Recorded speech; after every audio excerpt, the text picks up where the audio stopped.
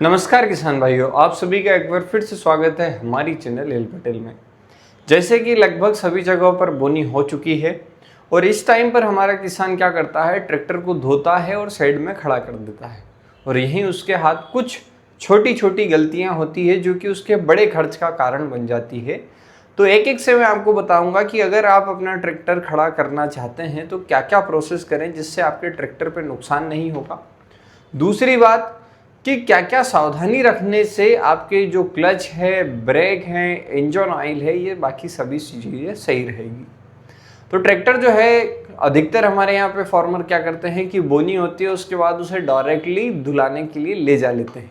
लेकिन मेरा ये मानना है कि जब भी आप ट्रैक्टर धुलाई पे लेके जाएं उससे पहले उसे ब्लोअर से सफ़ा करें। ब्लोअर से सफ़ा मतलब एक हवा देने वाली जो मशीन आती है उससे सफ़ा करें। जितने भी उसके फ्यूज है या फिर जितने भी कनेक्टर्स हैं वहाँ पर काफ़ी जगह ऐसी होती है जहाँ पर मिट्टी जो है वो जमी होती है धूल के कण के हिसाब में, और वो ऐसे दिखती नहीं है कि यहाँ पर मिट्टी है, लेकिन क्या होता है कि वो धीरे धीरे रस्ट का कारण बन जाती है और आपके जो फ्यूज़ है और जो कनेक्टर है या मीटर जो है वो ख़राब हो जाते हैं। तो उनसे बचने के लिए पहले ब्लोअर से सफ़ा करें, उसके बाद में ट्रैक्टर को धोएं। उससे क्या होगा कि जो बारीक कण है वो चिपके नहीं रहेंगे नमी के कारण और पूरा ट्रैक्टर आपका अच्छे से धुल जाएगा। जैसे ही आपका ट्रैक्टर अच्छे से धुलता है तो जो भी आपके फ्यूज या फिर जो भी कनेक्टर्स हैं उन जगहों पर आप हल्का सा डीजल का स्प्रे कर सकते हैं। डीजल का स्प्रे इसलिए कर देना चाहिए ताकि वो जंग नहीं पकड़े।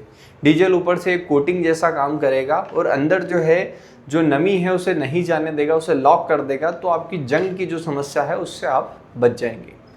तो आपने क्या कर लिया कि ट्रैक्टर धो लिया है, ट्रैक्टर पे जहाँ भी फ्यूज पॉइंट थे वहाँ पर आपने थोड़ा सा डीजल का स्प्रे कर दिया और ट्रैक्टर को खड़ा कर दिया।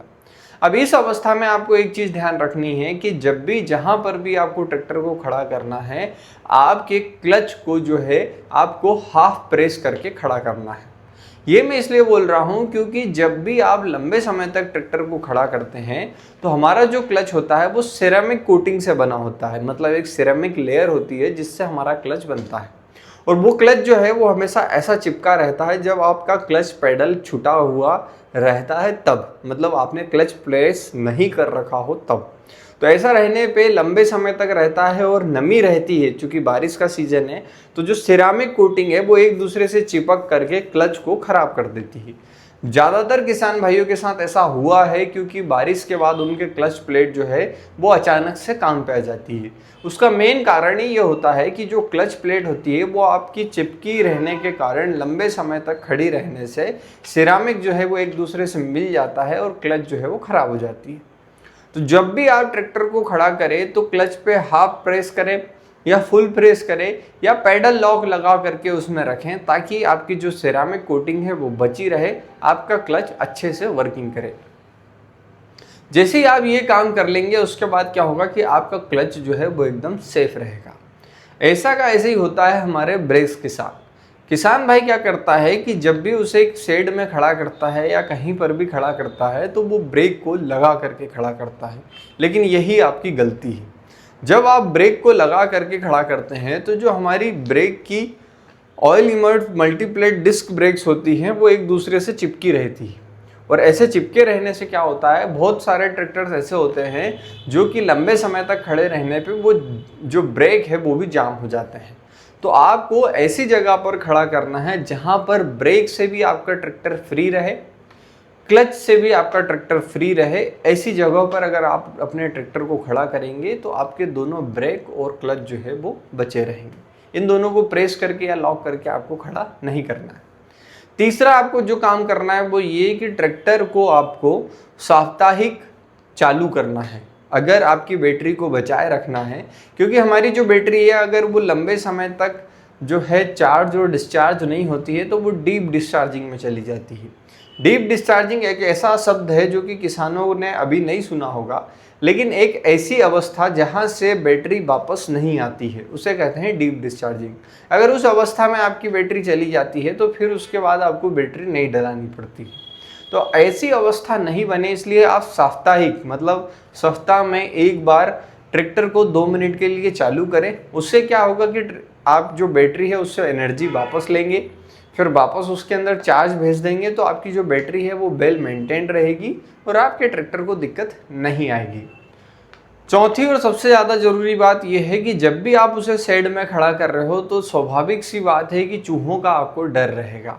अगर आपके यहाँ पर चूहों की समस्या है तो जो फिनाइल की गोलियाँ आती है उसको कम से कम 10 से 15 फिनाइल की गोली जहाँ पर भी वायरिंग हार्नेस आपके ट्रैक्टर में है वहाँ पर बांध दे या रख दे।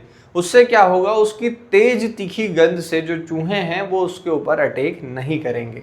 ये बात आपको याद रखनी ही है। जहाँ पर भी आप ट्रैक्टर खड़ा करते हैं फिनाइल की गोलियां डालने से चूहे आपके ट्रैक्टर से दूर रहेंगे। दूसरी बात, आप जो डीजल टैंक है या डीजल के आइट साइड वाली जगह जो है वहाँ पर भी यही चीज़ करें, क्योंकि खासकर ऐसा होता है कि जब ट्रैक्टर खड़ा रहता है तो चूहे वायरिंग या फिर डीजल नली को कतर देते हैं। तो उनसे बचाव के लिए आप फिनाइल की गोली डालेंगे तो आपको बहुत फ़ायदा मिलेगा। साथ ही एक बात जो है वो आपको हमेशा याद रखनी है कि जब भी आपका ट्रैक्टर लंबे समय तक खड़ा रहे उसके बाद अचानक से चालू करने के बाद आपको हाई रेस नहीं देनी है। खासकर जो टर्बो ट्रैक्टर्स हैं उनमें तो बिल्कुल भी नहीं देनी है।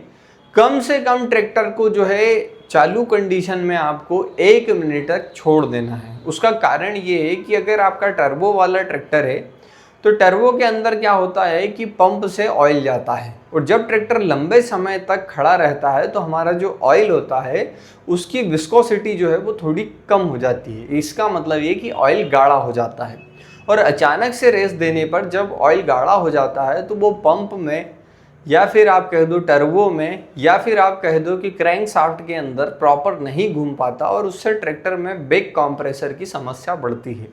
तो आपको ये याद रखना है कि जब भी आप ट्रैक्टर चालू करें कम से कम 1 मिनट तक ट्रैक्टर को चलने दे, नॉर्मल अवस्था में होने दे, थोड़ा सा इंजन नॉर्मल हो जाए, उसी के बाद ट्रैक्टर को जो है आगे बढ़ाएं।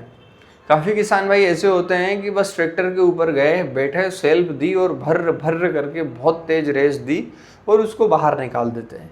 इससे आपको तो ऐसा लगता है कि मेरे ट्रैक्टर को आज तक तो कुछ नहीं हुआ, लेकिन अगर आप माइनर परसेंटेज पे देखेंगे तो जहाँ पर भी प्रॉपर ऑयल नहीं पहुँचा होगा वो हिस्सा जो है आपका हीटअप हुआ होगा, जिसका परिणाम स्वरूप आपको 1 साल 2 साल बाद आपके इंजन बैठने की समस्या से देखने को मिल सकता है।